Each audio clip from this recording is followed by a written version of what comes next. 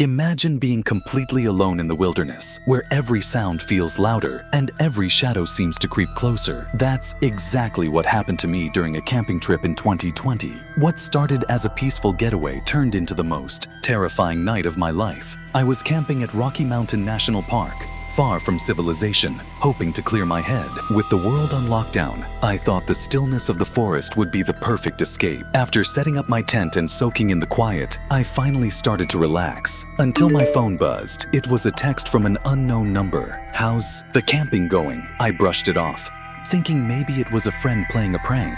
But then another text came through. "It's beautiful out here." My stomach sank. Whoever it was wasn't just texting me. They were out there, watching. Tried to keep calm.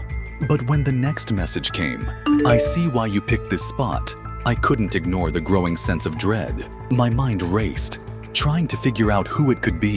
I grabbed my flashlight and started scanning the dark woods around me, every rustling leaf setting me on edge. Minutes felt like hours, and just as I began to think maybe it was some weird coincidence, I heard footsteps crunching in the snow. They stopped right outside my tent. Then, a flash, like someone taking a picture. My phone buzzed again. This time, it was a photo of my tent. The message that followed read, "Have a good night." That was it. I was done.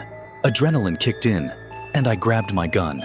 I fired 2 warning shots into the air. I heard footsteps sprinting away, fading into the darkness. And then, silence. No more texts, no more sounds, but the fear lingered. I spent the rest of the night sitting in my tent, gun in hand, flinching at every creak and crack in the woods. Whoever it was never came back. But to this day, the memory haunts me. Being alone out there, knowing someone was lurking just beyond the firelight, it's a feeling I'll never forget. And sometimes I wonder, what would have happened if I hadn't fired those shots?